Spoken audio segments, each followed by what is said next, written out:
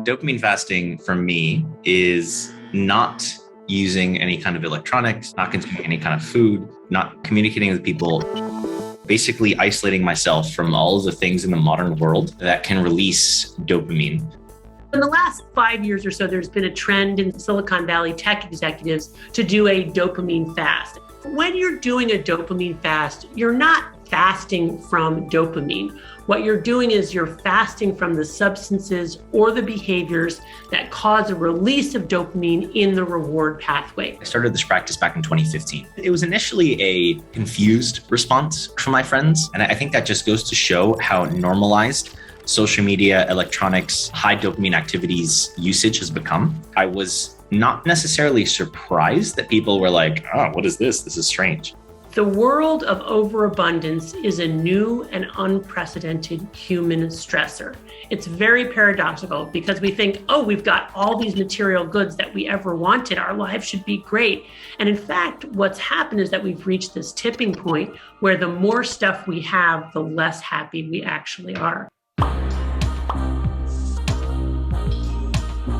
Dopamine is a chemical that we make in our brains. It is essential to the experience of pleasure, reward, and motivation. The more dopamine that we release in the specific part of our brain called the reward pathway, the more reinforcing or pleasurable that substance or experience is. One of the most exciting findings in neuroscience in the past 75 years is that the same parts of the brain that process pleasure also process pain, and they work like opposite sides of a balance. So for example, when I eat a piece of chocolate, I like chocolate, I get a little release of dopamine and my balance tilts to the side of pleasure. But no sooner has that happened than my brain adapts to that increased dopamine by downregulating dopamine transmission. And I like to imagine that as these little neuroadaptation gremlins hopping on the pain side of the balance to bring it level again. But the gremlins like it on the balance, so they don't hop off as soon as it's level. They stay on until the balance is tilted an equal and opposite amount to the side of pain. That's the come down, the hangover, the after effect. We know that social media engineers are quite literally putting as much dopaminergic stimulation into their products as possible. We've never had so many processed foods before ever available to humans. Pornography is extremely stimulating. And, especially with the use of high-speed internet, it's accessible in the way it wasn't even 2 decades ago. Modern drugs, cannabis has become roughly 10 times more potent than it was 50 or 100 years ago. And the practice of dopamine fasting is to sort of undo some of those hooks. When I dopamine fast, it happens just for one day, so just 24 hours. When I wake up in the morning, all I'm allowed to do is meditate, journal, drink some water, walk, and think. And that's it. No socialization, no computer, no social media. And I only do it once a quarter. This practice of going outside influence or stimulus is not necessarily new. Buddhists can attest to the value of that. But I think it's actually more important in the modern world because we have the most engineered stimulating factors that have ever existed in human history.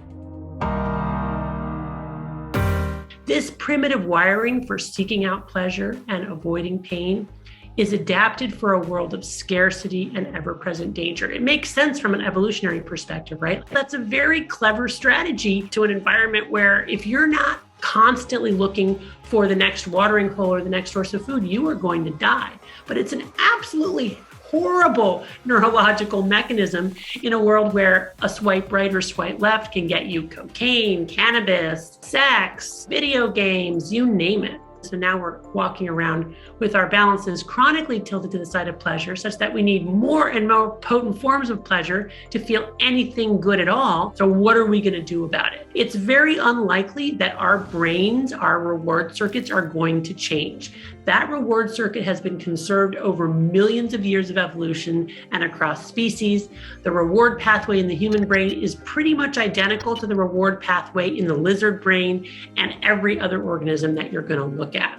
So instead, what we have to do is really change our ecosystem. Through meditation, through journaling while I'm dopamine fasting, there are some things that I discover about myself, like, oh, I actually am not really enjoying this job. Maybe I want to switch jobs. Or, hey, I have an idea for something that I've been putting off and I think I should finally pursue this. You can think about this as a productivity tool and it's a fine way to do that. Personally, I find that it's more of like a self-exploration tool. I have found that as I've matured in this practice, my body will start to crave it. I'm actually dopamine fasting in 3 days. I've already dopamine fasted this quarter, but again, like as I noticed in my intuition, my body was like, yeah, I could use another one. It's not as crazy as it sounds, and it's not as difficult as it might sound.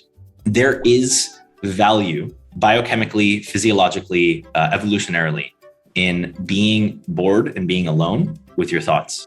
A dopamine fast definitely resets reward pathways. The problem is, what do you do after that, right? As people then go back to their regular lives. I'm a psychiatrist. I work with people with severe addictions to all kinds of substances and behaviors. Yes, people can get addicted to behavior. I've seen people as addicted to gambling, pornography, video games, and social media as they get addicted to cocaine, cannabis, alcohol, and nicotine. So it's the same disease process.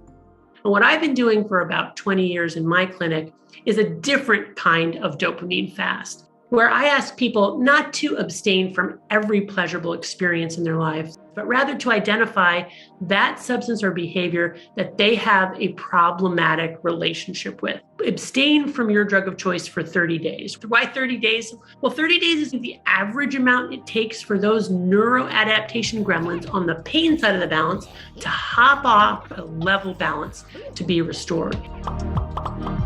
Here's the thing about the gremlins. They are agnostic to which side of the balance is tilted first. If we initially tilt the balance to the side of pain, like with exercise, for example, or an ice cold water bath, those gremlins will react by hopping on the pleasure side of the balance, which means that we get our dopamine indirectly. And that's something that I prescribe to my patients and recommend in my book, Dopamine Nation, that the better way to get your dopamine is indirectly by paying for it up front.